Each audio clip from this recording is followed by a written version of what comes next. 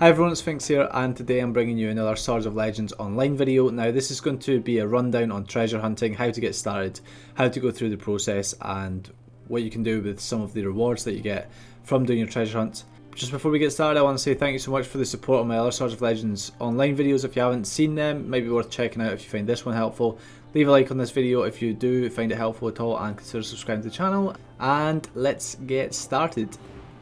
So what you're going to want to do is come to Cloudrise here.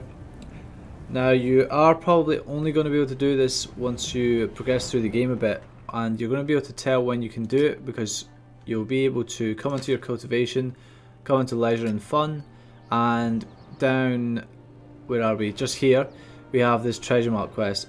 So do this first, and then you're going to be given the reward there at the bottom, which as you can see is 5 epic treasure maps and 50 erudition coins. So once you've got them, you're going to be wondering, like I was, what you're supposed to do with them. And what you're supposed to do is come into Cloudrise, come up sort of to the north side here, through to the left, and speak to this chap here. Once you speak to him, you're going to be sat with an inventory which has 5 of these epic treasure maps in. And basically you can use this plus your 5 erudition coins to buy this mysterious treasure map. So you can go ahead and buy 5 of them. If you don't have any and you still want to try it out, come up to this guy, and just for 12 silver here you can buy 5 of these mysterious treasure maps. So I'm going to go ahead and do that because I don't have any of these smaller treasure maps. Actually I have one, so that was a lie, but never mind, for the purpose of this video. Once you've bought them, you're not going to be able to find them in your inventory. So what you're going to have to do is come onto your inventory and you go down to your treasure map tab on the left here. So this shows you all of the treasure maps that you're currently holding for each area. As you can see, I have 5 out of 5 at Cloudrise. That doesn't mean there's only 5 in Cloudrise. It means that you can only hold 5 treasure maps at a time. So I'm holding one for the grasslands here, and it doesn't look like I've got any of the rest of them. Now that we have these treasure maps, if we click on this, it's going to open this treasure map page here. Although you can't really do anything on the side, and it says here, use the treasure compass with the Cloudrise Dragon Star in order to find the treasure. What it's basically telling you there is that you have to use the compass with a Dragon Star in that area. So if you want to do a Cloudrise treasure map, it sounds obvious, but you need to come into Cloudrise and come down to one of these Dragon Stars. There's just one down here. If you don't know what Dragon Star is, it's these. They're indicated by the little green marks there on the map. There's also another one more clear over here, just little green circles there. Come down here and you're probably going to wonder, like I did, how to get your treasure map. And the way you do that is using Control-Y as the shortcut. Otherwise, you can come down on your bottom right, and on the 4th tab here, you'll see Ancestral Records. So we're going to open that up. Once we've got it open, got a bunch of stuff down the side here. We're looking for this Natural Scientist one, and then when you're standing next to the Dragon Star here, what you can do is just right click on your treasure compass at the top. As you can see, it's using the treasure compass to find the location.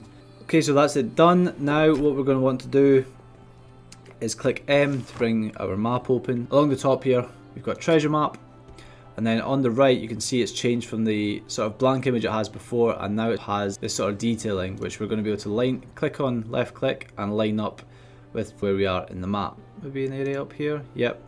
So that's the first one, and then we've got the second one there, and as you can see it's red if you haven't used it, and it's sort of green in the background there if you've already done it, just in case you sort of get mixed up and you're not sure which ones you've done, especially for the larger areas where you can see like 15 maps or something like that. I'm going to go ahead and put the rest of these ones in. That's what mine looks like. You'll have completely different areas. So now we have a rough idea of where these are going to be. So now I'm going to go head over to the first area here.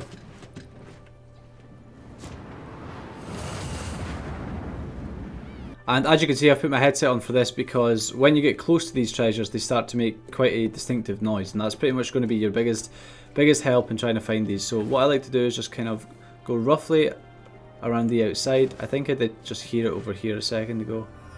Yes, here we go. as you get closer to it, it starts to get louder. So what we're going to have to do is just stand next to this and bring out our little arrow with control. As you can see, we've got here the treasure map, hidden items. This one really is hidden.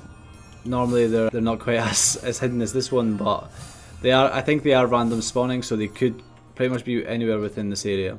You're going to want to go ahead and pick up any items that were dropped.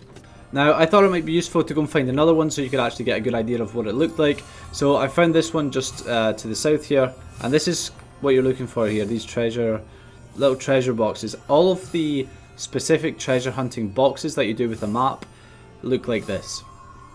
However, you will hear this noise when you're running around the map, and that basically just means that there is a treasure nearby, but normally those are just like collectibles. These are the ones that you get a reward from. So just like before, we're going to stand next to it, open this one up.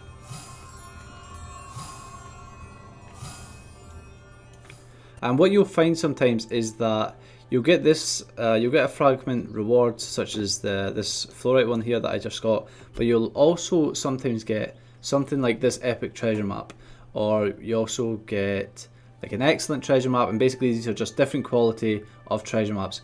And like I mentioned earlier in the video, what you can do with these and also those coins that you get is take them up to that shop that I showed you in Cloudrise, the one we were at the start of this video, and use them with him so that you can get higher quality treasure maps all around the world that you can sort of start to use to build up better items. So I've decided to come back to the shop. I'm going to buy one of these mysterious treasure maps here, trade that information, and I'm going to just show you what it looks like when you start to put this out into the real world. It is exactly the same, but I feel like it's always useful just to see it in other areas of the map and sort of how I go about doing it. Just this is the most convenient way I feel.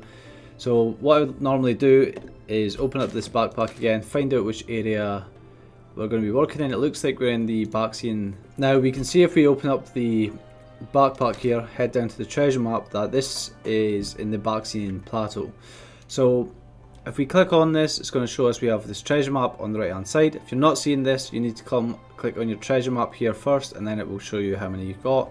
And what I like to do, the easiest way I find to get to areas that I'm not familiar with, is find these waypoints from where I've been before, which if you've completed all of the sort of PvE story mode, my best bet is that you would have at least one waypoint in each area. So I'm going to go ahead and click on that. We're going to start automatically moving towards it. I would suspect that we're going to use the world map here on the left at Cloudrise. We are, but for some reason she took the long way around. Now once we're in this area, if I open up the map, I can see the Baxian Plateaus down here. I'm not going to bother to ride like this all the way down, so I could just break out of that, jump up a bit, and just start to make my own way down just a little bit faster. So we finally arrived in the plateau here. So what we need to do now is make our way over to a Dragon Star. I can see this one up here, looks to be the closest one. Control and Y brings up our natural scientist, and right click on the treasure compass. Perfect. Now we can open up the map, treasure map, grab this, slot it into place here. We can just quickly jump on our ride again.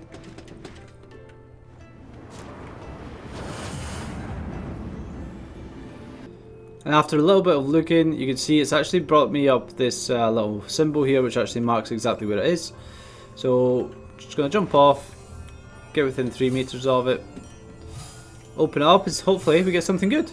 So we get this fragment here. Now I'm pretty sure you always get fragments from it, and then it's kind of RNG if you get anything else from it.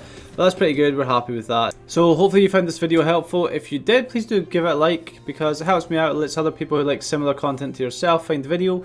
And subscribe to the channel if you haven't already, if you like seeing videos like this, or just Swords of Legends online videos in general, other RPGs, things like that. And I will catch you in the next one.